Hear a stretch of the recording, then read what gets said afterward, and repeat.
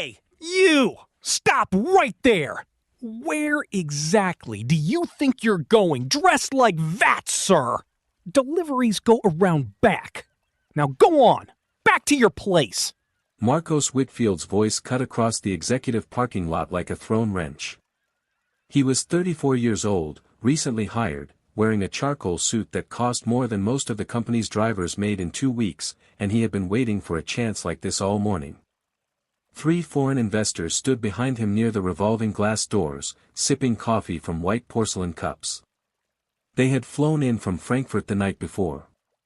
They were here to finalize a $2 billion capital injection. And Marcos wanted them to see him handling something, anything, with the kind of decisive authority that justified the title printed on his new business cards. That's when he spotted the truck driver. The man was tall, somewhere in his late 50s, broad through the shoulders, with hands that looked like they'd spent 4 decades wrapped around a steering wheel. He wore a faded navy work uniform with the company logo stitched over the left chest pocket. His boots were caked in dried red clay, the kind you only pick up on the back roads that wind through farm country 200 miles out. A worn cap sat low on his forehead. He smelled, faintly, of diesel fuel and strong black coffee and the long quiet hours of a night spent behind the wheel. He had just stepped down from the cab of a parked 18-wheeler near the visitor's lot and was walking, unhurried, toward the front entrance of the headquarters. Marcos cut him off 3 steps from the glass doors. "You hear me? I'm talking to you." The older man stopped. Looked up. Gave a small, patient nod. "Good morning." "Good morning." Marcos let out a short laugh, loud enough that it carried over to the investors. "Buddy, look at yourself. This is the executive entrance. You don't park in this lot. You don't walk through these doors. Get back in your rig, drive around to the back, and unload at the rear dock before somebody around here files a complaint." The older man didn't move. He looked at Marcos with an expression that wasn't anger. It was something quieter than that. Something that had seen this scene play out in 1,000 variations over 40 years of life on this earth. "I have a meeting upstairs in 20 minutes, the older man said evenly. "A meeting." Marcos repeated the word like it amused him. He stepped closer, lowering his voice but not nearly enough to keep the investors from catching every syllable. "I don't care what you think you have on your schedule. I care about what this building looks like to the gentleman standing behind me. You understand what I'm telling you? You're standing in the wrong place. Go back to where you belong. The freight dock is around the back. Now." A young woman watching from the other side of the glass froze mid-step, a coffee tray trembling slightly in her hands. Ray, the security guard at the front desk who had worked this building for 19 years, took half a step forward, then stopped, then looked at the floor. His face slowly turned a deep, miserable shade of red. The older man in the muddy boots tilted his head. Just slightly.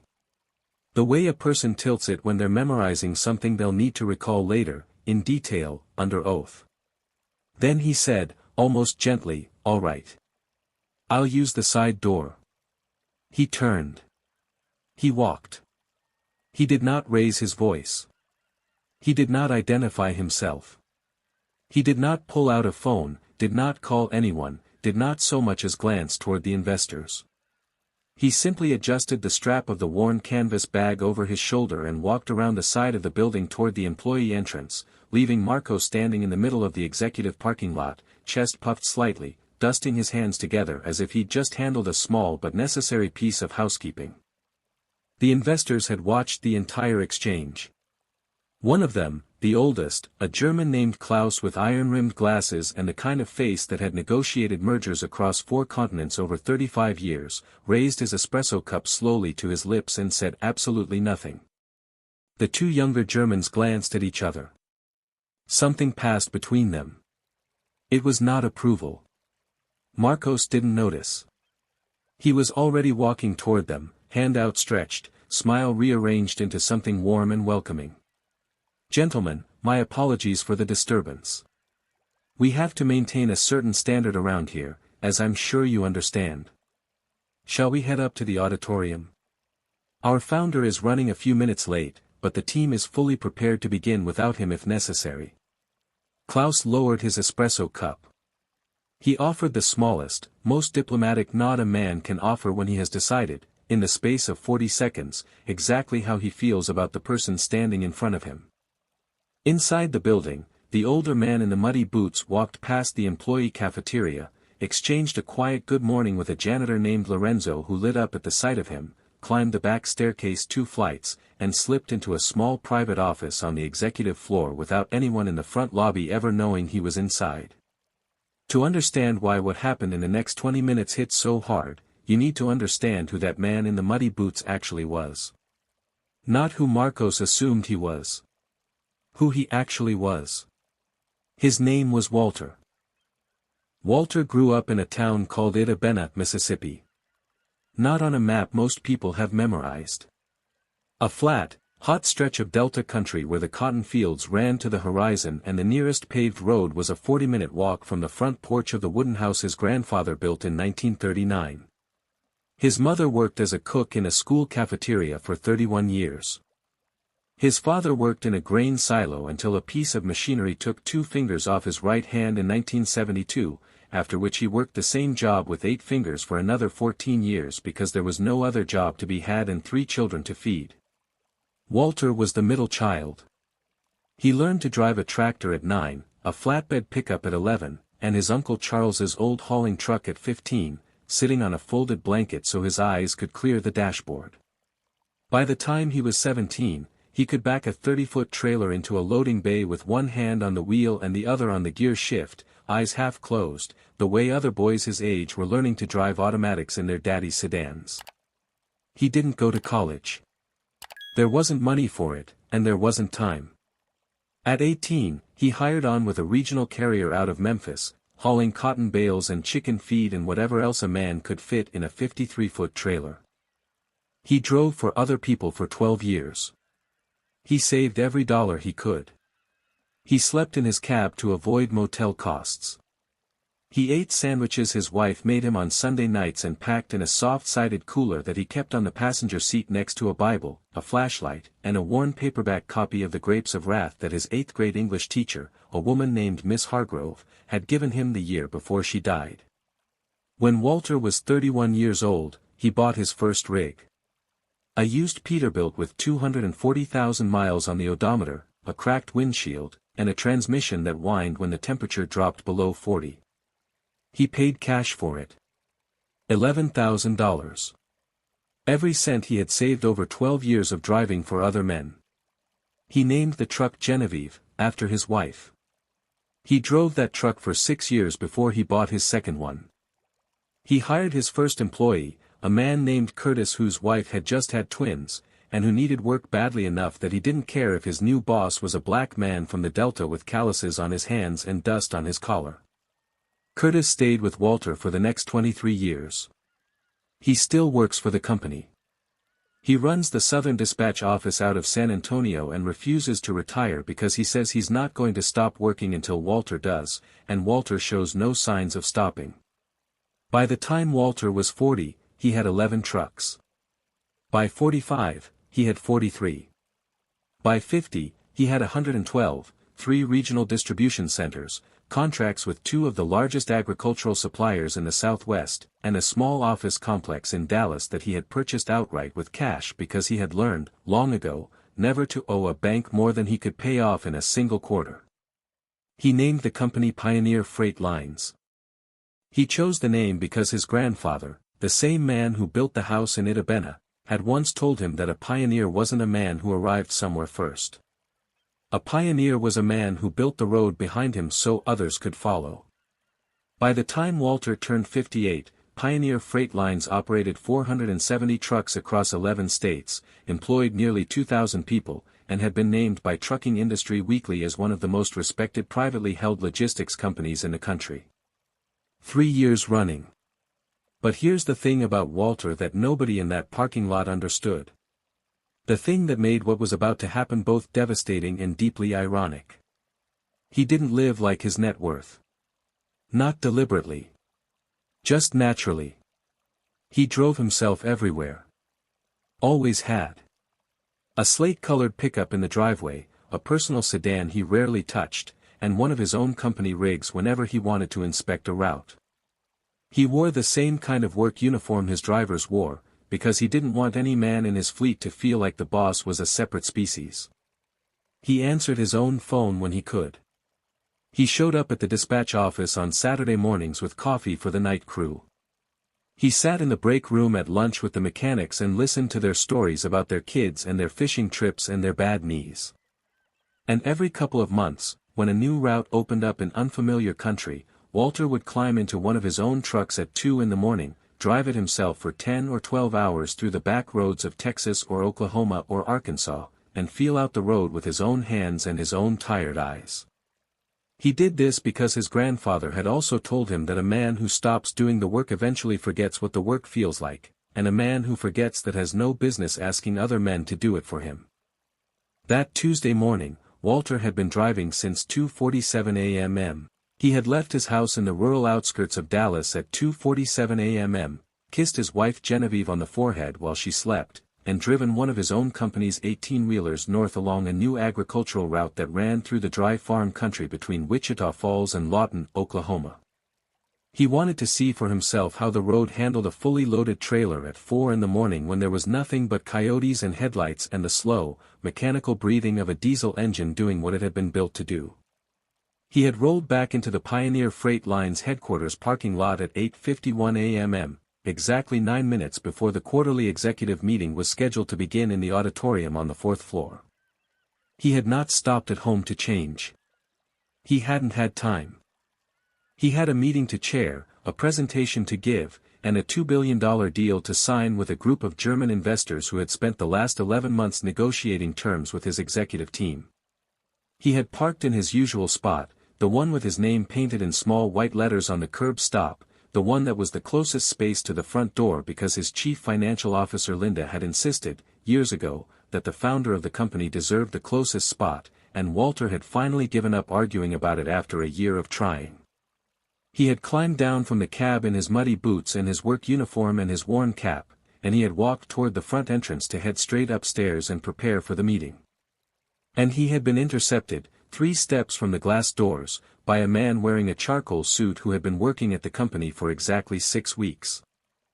Now Walter was sitting in his private office on the 4th floor, the door closed, his uniform jacket draped over the back of his leather chair, his muddy boots still on his feet because he hadn't bothered to keep a pair of dress shoes upstairs in years. He had a habit of arriving in whatever he had been working in, and the people who knew him had stopped being surprised by it a long time ago. He was on the phone. "Linda, I want you in the auditorium with the full board file.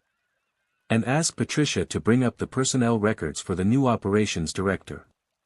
The one we hired in October. Marcos." A pause. Linda's voice came through the speaker, careful, even. "Walter. Did something happen? Bring the file." "Yes, sir." He hung up. He looked out the window for a long moment, at the parking lot 4 floors below, at the slate-colored pickup trucks and the executive sedans and the company rig he had driven in that morning, still parked exactly where he had left it. He could see the small figure of Marcos in his charcoal suit, escorting the 3 Germans through the front entrance, gesturing at the lobby with the kind of practiced enthusiasm of a real estate agent showing off a property he didn't actually own. Walter watched them disappear into the building. Then he picked up his uniform jacket, put it back on, adjusted his cap, and walked out of his office toward the auditorium. Down on the 1st floor, Marcos was leading the German investors through the marble lobby with the kind of swagger that men adopt when they believe they have just demonstrated competence in front of important people. He was explaining the company's history to them as they walked, providing his own polished, second-hand version of a story that he had memorized from the company's promotional materials. He talked about Pioneer Freight Lines as if he had been part of it from the beginning, as if the 470 trucks rolling across 11 states had something, in some small way, to do with him. Klaus listened politely. He did not ask questions. The 2 younger Germans, Stefan and Anders, walked slightly behind, exchanging the occasional silent glance. They had not spoken to each other about what they had just witnessed in the parking lot. They did not need to. Klaus had said one quiet word to them in German as they walked through the revolving doors, and that word was enough. The auditorium was on the 4th floor. Glass walls on 2 sides. A long mahogany conference table in the center with 18 high-backed leather chairs arranged around it. A presentation screen at the head of the room, currently displaying the Pioneer Freight Line's logo in muted blue and white. A pitcher of ice water on the table. A tray of pastries on the credenza. The whole space was designed to look exactly like the kind of room where a $2 billion deal might be signed. 12 members of the executive leadership team were already seated when Marcos arrived with the investors. Linda sat at the far end with a manila folder in front of her, her expression unreadable. The chief operating officer, a man named Donovan who had been with the company for 16 years, kept glancing at the door. The general counsel, a sharp-eyed woman named Patricia, was paging through a thick black binder with the slow deliberation of someone who is waiting for something to happen but doesn't yet know what. Marcos gestured grandly toward the head of the table. "Gentlemen, please. Make yourselves comfortable. Our founder will be joining us shortly." Klaus took a seat. He folded his hands on the table. He did not look at Marcos when he said it. "We will wait for him." Marcos stood at the head of the auditorium, near the presentation screen, with the comfortable posture of a man who believed he was about to run a very important meeting. He had spent the last 48 hours preparing his opening remarks. He had rehearsed them in the mirror that morning while his wife slept. He had practiced the inflection on the phrase strategic alignment until it sounded both casual and authoritative. He intended, if the founder didn't arrive in the next 10 minutes, to begin without him. He cleared his throat and reached for the small clicker on the lectern. That's when the auditorium door opened. The sound it made was small. A soft click of the latch and the gentle exhale of the pneumatic hinge. But every head in the room turned toward it anyway, because that was the door Walter always used, and everyone in the room except Marcos and the 3 Germans knew exactly what that sound meant. Walter walked in. He was still wearing the Navy work uniform. He was still wearing the worn cap. His boots, caked in the same dried red clay from the back roads of Oklahoma, left 2 faint dusty prints on the cream-colored carpet with every step. He carried a single canvas bag over his shoulder and a leather folder under his arm. He looked, for all the world, like a man who had wandered into the wrong room by mistake. Linda stood up from her chair at the far end of the table. So did Donovan. So did Patricia. So did every executive in the room, one after the other, in a slow ripple of motion that spread from the head of the table to the foot of it, like a wave moving through a stadium crowd. 12 people, standing in respectful silence, waiting for the man who had built the company they worked for to take his seat. Marcos didn't understand what he was seeing. Not at first. He was still standing at the lectern with the clicker in his hand, mouth slightly open, watching his entire executive team rise to their feet for what appeared to be a truck driver who had walked in off the loading dock. He looked at Linda for some kind of explanation. Linda did not look back at him. She was looking at Walter. Klaus, sitting calmly at the table with his hands folded in front of him, did not stand. But he did something more telling. He turned in his chair to face the door fully, the small, deliberate movement of a man who has just realized he is in the presence of the person he actually came to meet. Walter walked the length of the room. He did not look at Marcos. He did not need to. He walked past the lectern, past the presentation screen, past the row of executives standing along the wall, and he stopped at the head of the conference table, in the chair that had remained empty until that moment, the chair that Marcos had been planning, in some quiet corner of his mind, to occupy himself once the meeting got rolling. Walter set his canvas bag on the floor beside the chair. He placed the leather folder on the table in front of him. He took off his cap and laid it on the folder. Then he turned to the room, looked at every face, one at a time, beginning with Klaus on his left and moving slowly around the table. When his eyes reached Marcos, he stopped. He did not glare. He did not smile. He simply looked, with the kind of steady, patient attention that a man gives to a problem he intends to solve before lunch. "Good morning," Walter said. His voice was quiet. Calm. The same voice he had used in the parking lot 20 minutes earlier. The same voice he had used to say, "All right. I'll use the side door." Marcos's face had gone the color of old paper. He had finally, started to understand what was happening, and the understanding was arriving in waves, each one worse than the last. He glanced at Linda. He glanced at Donovan. He glanced at Patricia, who was looking directly at him now with an expression that was somewhere between pity and professional satisfaction. He glanced at Klaus, who was no longer looking at him at all. "Mr. Marcos began, and then stopped, because he didn't actually know how to address the man at the head of the table. He had been employed by the company for 6 weeks. He had attended exactly one executive briefing in that time.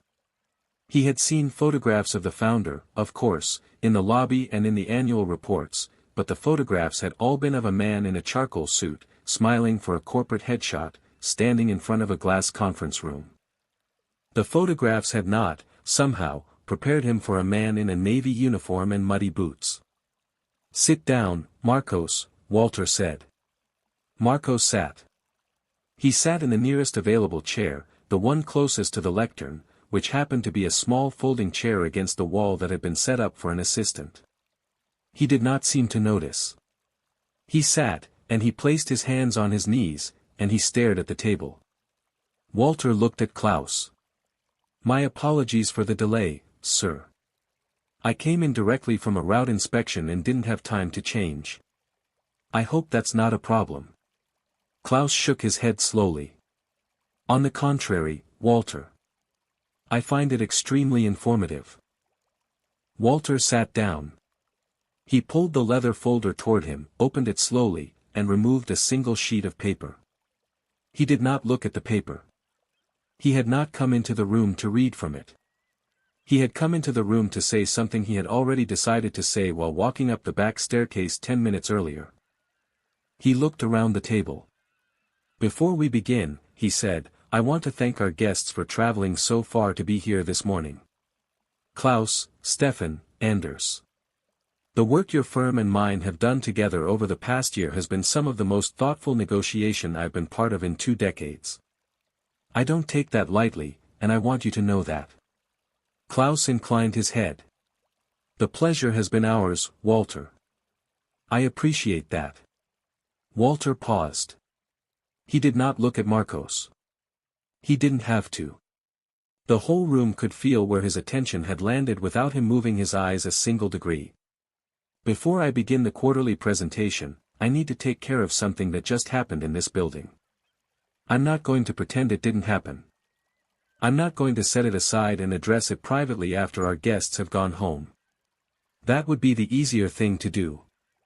But it would also be the wrong thing to do, and I haven't built this company on doing the easier thing." Linda's hands folded together on top of her manila folder. Donovan's jaw tightened. Patricia, the general counsel, very quietly opened her black binder to a fresh page and uncapped her pen.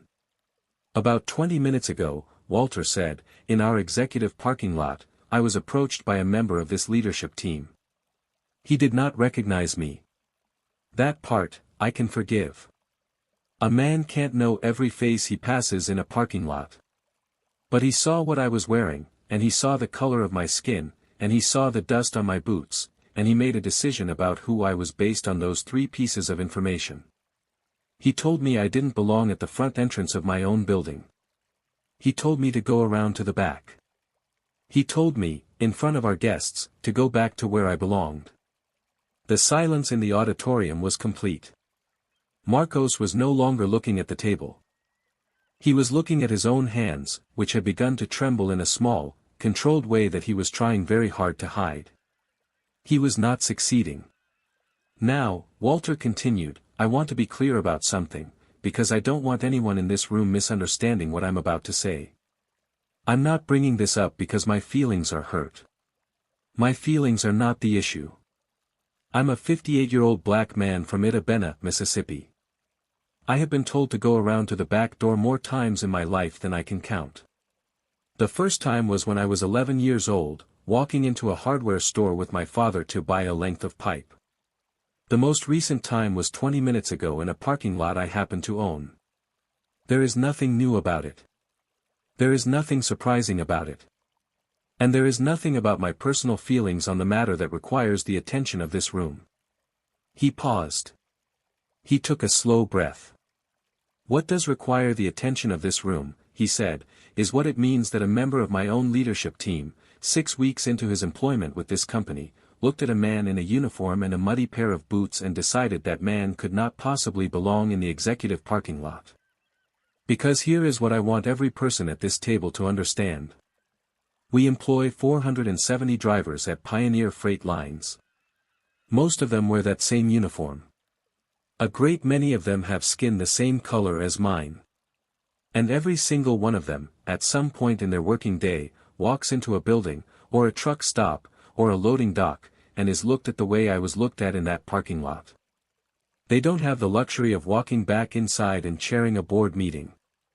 They have to swallow it and keep moving. He turned his head, slowly, and looked at Marcos for the first time since sitting down. Marcos did not look up. So here is what we are going to do, Walter said. Effective at the close of this meeting, I am authorizing a full internal audit of leadership conduct at every level of this organization. Every director, every regional manager, every executive. Patricia will be heading the review, with outside counsel assisting. I am also ordering a complete revision of our diversity, equity, and inclusion program, which I have been told, for the last 3 years, is functioning adequately. After this morning, I no longer believe that is true. The review will include a specific examination of an incident that occurred in our executive parking lot approximately 20 minutes ago. The findings of that examination will be made part of the public record of this company's annual report. He closed the folder. Now, he said. Let's talk about the $2 billion deal. For the next 90 minutes, Walter ran the meeting the way he had run every quarterly meeting at Pioneer Freight Lines for 20 years. He did not raise his voice.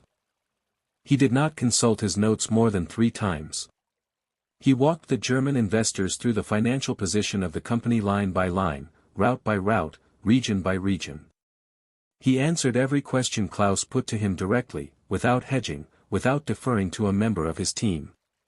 He knew the numbers because he had built the numbers. He knew the routes because he had driven the routes. He knew the trucks because he could still, at 58 years old, tell you the maintenance schedule of any rig in his fleet by the last 4 digits of its identification number. Stefan, the youngest of the German investors, leaned over to Anders at the 90-minute mark and whispered something in their shared language. Anders nodded, very slightly, and made a brief note in the leather folio in front of him. Klaus did not whisper. He listened. He asked his questions. He drank his water. And when Walter finished his presentation and asked, in the same calm tone he had used to greet Marcos in the parking lot, whether there were any remaining concerns the investors would like addressed before they moved to the formal signing, Klaus folded his hands together on the table and said one thing. Walter, I want to tell you something, and I want it to be on the record. Patricia, sitting 2 seats down from Walter, lifted her pen without being asked. When my firm began evaluating this opportunity 11 months ago, Klaus said, we asked our analysts to prepare a confidential report on the leadership of Pioneer Freight Lines. Standard practice. We do this for every investment of this size. We were given an extensive document. Your background. Your wife's background. Your daughter's careers. Your community involvement. Your charitable work, including the foundation you have funded quietly in Mississippi for the past 19 years. We were given a great deal of information. He paused. But there is a difference between reading about a man and watching a man. This morning, in the parking lot, I watched a man. And in this auditorium, in the last 90 minutes, I watched a different man. The same person. 2 different sides of the same person. I have spent 35 years deciding whether to invest the money of my clients in the businesses of other men. I have learned to trust what I see with my own eyes more than what is written on paper. Klaus picked up his pen. He uncapped it. My firm will be signing the full agreement today, Walter. At the agreed-upon terms. With no further adjustments. He looked, briefly, in Marcos's direction. And we will be including, as a condition of our continued partnership, a quarterly review of the cultural conduct of this organization, to be reported to our board for the first 3 years of the agreement. We do not invest in companies that treat their drivers the way I saw a man treated in your parking lot this morning. Even when that man turns out to be the founder. Especially when that man turns out to be the founder. He set down the pen. Anders slid a leather folio across the table. Klaus opened it and signed his name at the bottom of the contract that the company's lawyers had spent 11 months negotiating. Then he passed the folio to Walter. Walter signed. The deal was done. It took another 20 minutes to complete the formalities. Photographs were declined, by mutual agreement. There would be no press release that afternoon. Both parties had agreed, before the meeting, that the announcement would be made the following Monday through coordinated channels, which was Klaus's preference and Walter's as well, because Walter had never seen the point of celebrating a piece of paper that still had to be earned, every day, by every person on the payroll. At 11:23, Walter stood, shook hands with each of the 3 Germans, walked them to the elevator himself, and rode down with them to the lobby. He thanked Klaus, in particular, for what he had said. Klaus did not respond with words. He simply placed his hand briefly on Walter's forearm, in the manner of a man making a quiet, unrecorded promise, and then stepped into the waiting car that had pulled up to the front of the building. Walter stood in the lobby for a moment after they had gone. Ray, the security guard, stood at his desk with his eyes locked on the floor, his face still the same miserable shade it had been an hour earlier. He did not say anything. He did not know how. The young woman with the coffee tray had been replaced at the reception desk by a different employee. Lorenzo, the janitor, was running a buffer over the marble floor at the far end of the lobby, head down, working. Walter walked over to Ray. He waited until Ray finally looked up. Ray. Look at me. Ray looked up. You didn't say anything in the parking lot. I know. I saw you. Ray's mouth opened. Walter held up one hand. I'm not asking you to explain it. I'm telling you I saw it. And I'm telling you the next time something like that happens in this building, you are going to say something. Whether the person standing there owns the company or drives a delivery truck. You hear me? Ray swallowed hard. Yes, sir. Good. Get back to work. When Walter walked back into the executive conference room on the 4th floor, most of the leadership team was still there. The investors had gone. The catering staff had cleared away the pastries and the water pitchers. The presentation screen had gone dark. But Linda, Donovan, and Patricia had stayed, along with Marcos, who had not moved from the folding chair against the wall for nearly 2 hours. He had watched the entire deal sign without speaking a word. He had not been asked to speak. Walter closed the door behind him. He took off his cap, set it on the table, and pulled out a chair near the foot of the conference room rather than the head. He sat down. He looked tired in a way that he had not allowed himself to look in front of Klaus. Marcos. Come over here, son. Sit down at the table. Marcos stood up from the folding chair. His legs did not entirely cooperate at first. He walked the short distance to the conference table and pulled out a chair across from Walter. He sat carefully, the way a man sits when he is no longer sure what his body is going to do next. He did not speak. Walter studied him for a long moment. Then he said, in the same calm voice he had used all morning, I want to ask you a question, Marcos, and I want you to think before you answer it. I'm not asking it to corner you. I'm asking it because I genuinely want to know. Marcos nodded once. When you saw me walking toward that front door this morning, what did you see? Marcos opened his mouth. He closed it. He looked down at the table. He looked back up. His face had moved past pale and was now beginning to flush in patches, the way men's faces do when shame is moving faster than thought. Sir, I didn't ask for an apology. I asked what you saw. Marcos was silent for several seconds. When he finally spoke, his voice was lower than it had been in the parking lot. It had lost the bright, performing edge of the morning. What was left underneath was thinner. Less practiced. I saw a driver, sir. I saw a man in a uniform with mud on his boots. And I saw the investors standing there, and I thought, he stopped. He took a breath. I thought it would look bad. I thought if I didn't do something, they would think we didn't have control of our own building. You thought a uniformed driver walking through the front door of his own company would look bad to investors. Yes, sir. To investors who arrived to invest in a trucking company. A long pause. Yes, sir. Walter nodded slowly. He looked over at Patricia, who had her pen in her hand and her binder open and was writing nothing, simply listening. He looked at Linda, who had not moved her hands from the surface of the table for 40 minutes. He looked at Donovan, whose eyes had not left Marcos's face since the conversation began. Then he looked back at Marcos.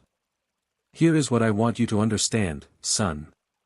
I'm not going to pretend that what you did this morning is the worst thing a man has ever done to me. It isn't even close. I'm not going to pretend it broke my heart. My heart was broken about this kind of thing a long time before you were born. But I want to tell you what it cost you, because I don't think you've finished doing the math on it yet. He paused. It cost you your job, Marcos. That part one think you already know. I'm not firing you out of anger.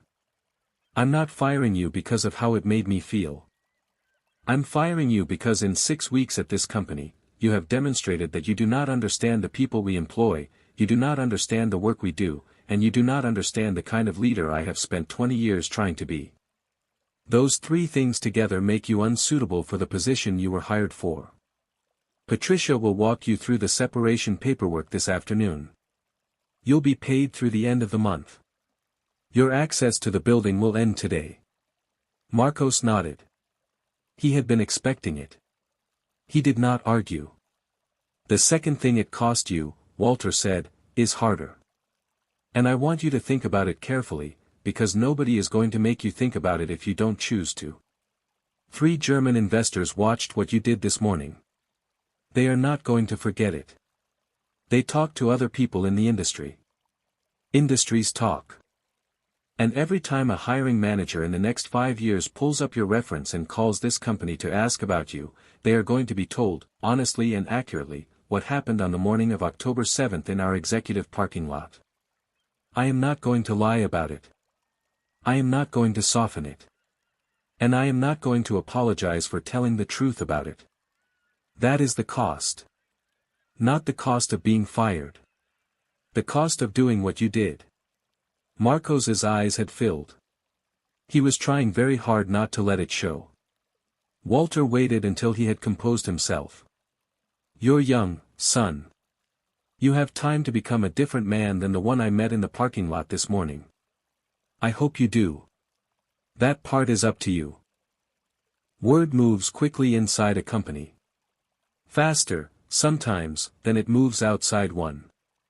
By the time Marcos was escorted off the property by Ray, who did the escorting without speaking a single unnecessary word, the story of what had happened that morning was already traveling through the building, one whispered conversation at a time. The receptionist who had watched it through the glass told the woman in payroll. The woman in payroll told a dispatcher she had lunch with. The dispatcher told a driver named Ronnie who had been hauling for Pioneer for 9 years. Ronnie told 2 other drivers in the break room. By 3 o'clock in the afternoon, every employee in the Dallas headquarters knew exactly what had happened in the executive parking lot at 8:51 that morning, and exactly what had happened in the auditorium at 10:38. The story had not been embellished. It did not need to be. The version that traveled, person to person, was simply the truth, told plainly, the way the people who worked for Walter had learned to tell things over the years because that was the way Walter himself preferred to hear them. By 4 o'clock, the story had traveled out of the Dallas headquarters and into the 3 regional distribution centers. Curtis in San Antonio heard it from a dispatcher named Mike. Curtis was quiet for a long moment after he heard it. Then he got up from his desk, walked across the dispatch floor to the break room, and made himself a fresh cup of coffee. He drank it slowly, looking out the window at the parking lot where his drivers were lining up for their evening routes. He did not call Walter. He did not need to. He knew Walter well enough to know that Walter had handled it the way he handled everything else, which was to say, calmly, completely, and without raising his voice. At 5:15, Walter left the building. He drove home in the same slate-colored pickup he had driven home every night for 16 years, parked in front of the same single-story brick house he had bought outright in 1994, and walked through the front door still wearing the Navy uniform with the dried red clay on the boots. Genevieve was in the kitchen. She had been a school nurse for 34 years before she retired. She had been Walter's wife for 38. She had loved him since they were both 17 years old, sitting on the porch of her parents' house in Itta Bena, drinking lemonade out of mason jars and listening to her father play a steel guitar in the next room. She knew, the moment Walter walked through the door, that something had happened. She did not need to ask what. She set down the dish towel. She walked across the kitchen. She took his face in both of her hands. "Talk to me, Walter." So he talked.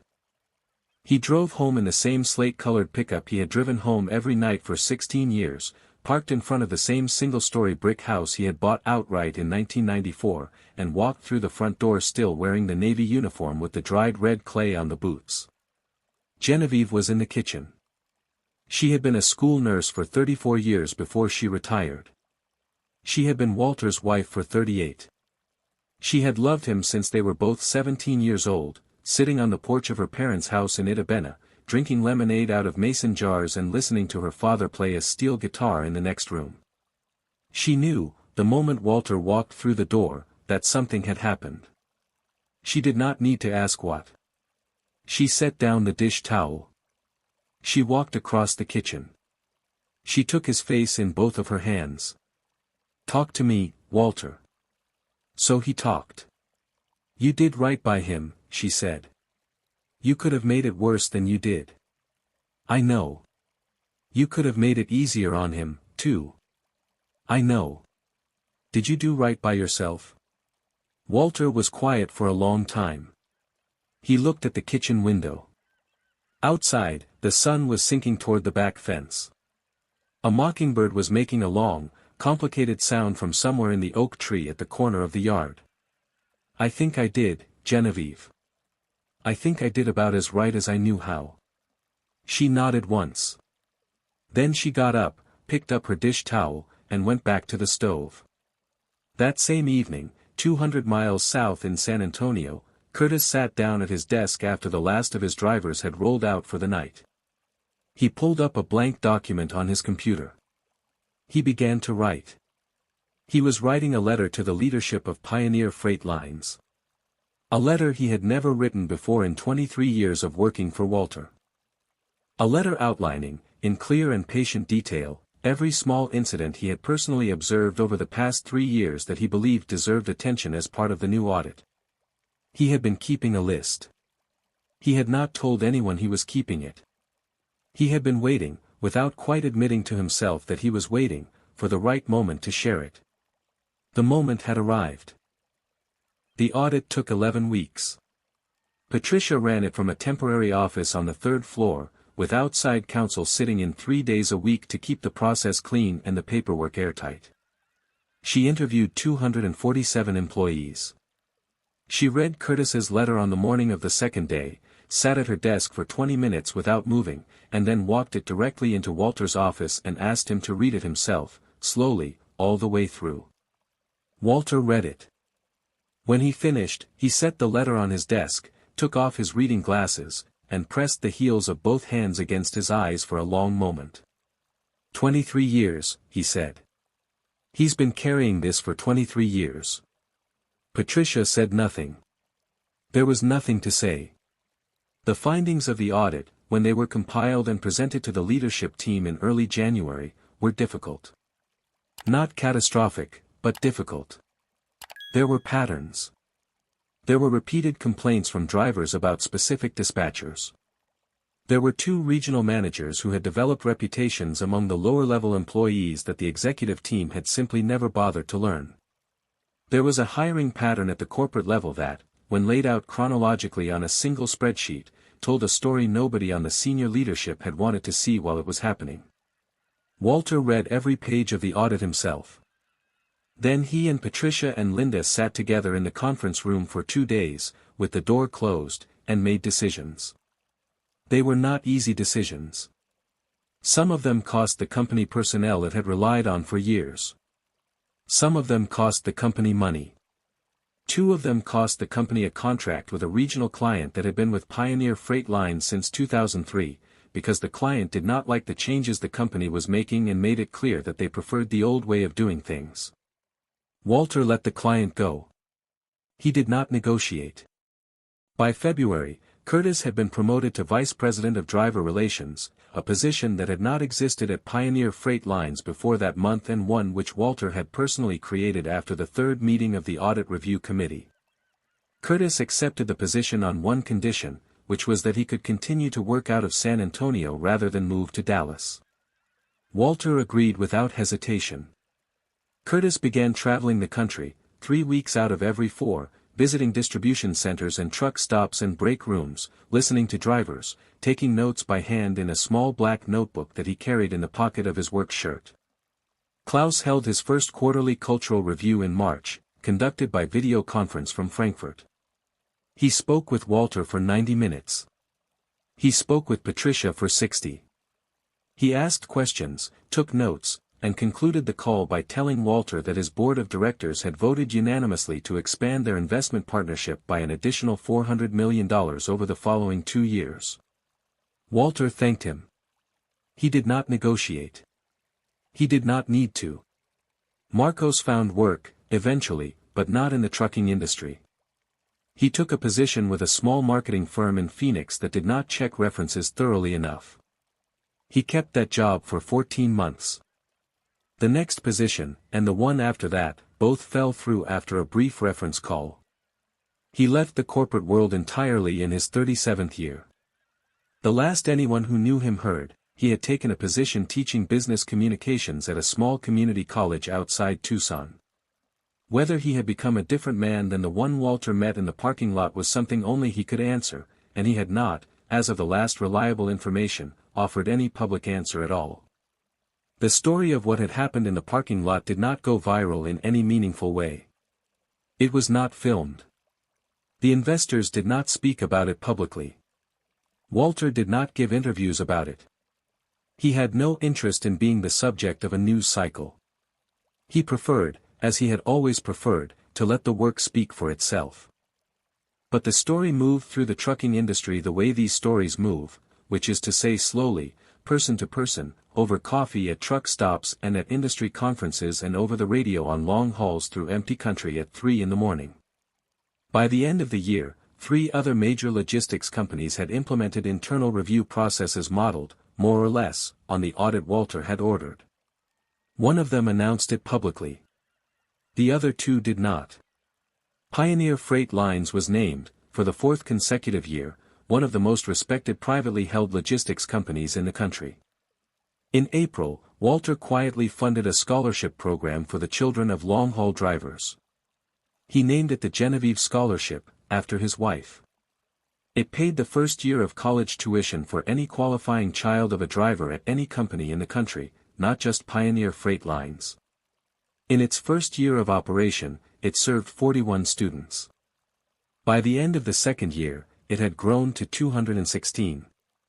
The program was administered by a foundation office in Dallas, with Curtis serving as one of the founding board members. Walter did not attend the press conference announcing the scholarship. He was out on the road that day, driving one of his own trucks, inspecting a new route through the back country of West Texas. He had told Genevieve at breakfast that he would be back by Sunday evening. He was. 2 years after that Tuesday morning in October, on a clear evening in late spring, Walter sat on the back porch of his single-story brick house in the rural outskirts of Dallas. He was 60 years old now.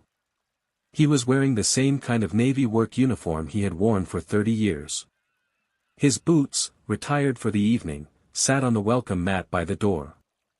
There was a glass of sweet tea on the small wooden table next to his rocking chair, the ice in it slowly melting in the warm Texas air.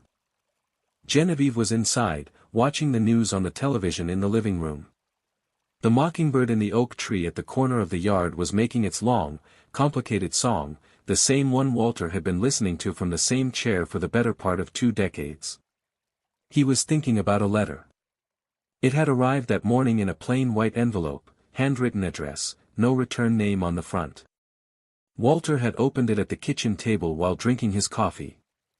The letter inside was 3 pages long, written in careful, deliberate cursive, the handwriting of a man who had practiced what he wanted to say before committing it to paper. It was from Marcos. It was not an apology, exactly. Walter had read enough apologies in his life to know the difference between an apology and an accounting, and what Marcos had written was an accounting. He had described, in painful detail, what he had thought about himself in the years before that morning in the parking lot. He had described who he had been trying to become, and why. He had described what he had told himself about Walter in the few seconds it had taken him to walk across the asphalt and intercept the man in the muddy boots. He had not made excuses. He had simply written down, as honestly as he was able, what had been inside of him. At the end of the letter, in the last paragraph, Marcos had written this: "I do not expect a response. I am not asking for forgiveness. I am writing to you because you told me, the last time I saw you, that the question of who I became next was up to me. I have spent 2 years trying to answer that question. I am not finished. But I wanted you to know that I am still working on it. And I wanted you to know that the man you met in the parking lot is no longer the man writing this letter. I do not know yet who the new man is. I only know that he is trying." Walter had read the letter twice. He had folded it, placed it back in the envelope, and put the envelope in the drawer of his bedside table where he kept the few pieces of correspondence in his life that he intended to keep forever. He had not yet decided whether he would write back. He suspected he would. He suspected it might take him a few weeks to find the right words. He had learned, over 6 decades on this earth, that the right words took as long as they took, and that there was no point in rushing them. The sun was going down behind the oak tree now. The sky was the deep, bruised orange of a Texas evening in May. Somewhere far down the road, a freight truck was rolling past on the state highway, its engine making the long, low, familiar sound that Walter had been listening to in one form or another since he was 11 years old in the cab of his Uncle Charles's hauler in the Mississippi Delta. He thought about that little boy. He thought about the road behind him. He thought about his grandfather, who had told him that a pioneer was not a man who arrived somewhere first, but a man who built the road behind him so others could follow. He took a long drink of his sweet tea. He rocked, slowly, in the chair. And he watched the sun go all the way down behind the oak tree at the corner of his yard. Now I want to leave you with something, and I want your honest answer in the comments below. Not about Walter. Not about Marcos. Not about the deal, or the audit, or the way things turned out. About the parking lot. About the moment before anybody knew anything. When a man in a uniform with mud on his boots was walking toward a front door he had every right to walk through, and another man stopped him, and 3 foreign investors watched in silence, and a security guard and a receptionist and a janitor saw the whole thing happen, and the only sound in that parking lot for 30 seconds was one man being told to go back to where he belonged. What would you have done? Would you have said something? Would you have stepped forward? Would you have looked away the way the security guard looked away, the way the receptionist froze with the coffee tray in her hands, the way the people in line at the bank in the other story looked at their phones instead of saying a word? Tell me honestly. I'm asking because the answer matters. It matters far more than what Walter did, and it matters far more than what Marcos did. It matters because there is a parking lot like that one somewhere every single day, and most of the time, there is no founder, and there is no acquisition agreement, and there are no investors watching. There is only the man in the muddy boots, and the people who saw it happen, and the silence afterward. If this story hits something real in you, share it. Because the conversation it starts is the whole point. Like, subscribe, and I'll see you in the next one. Peace.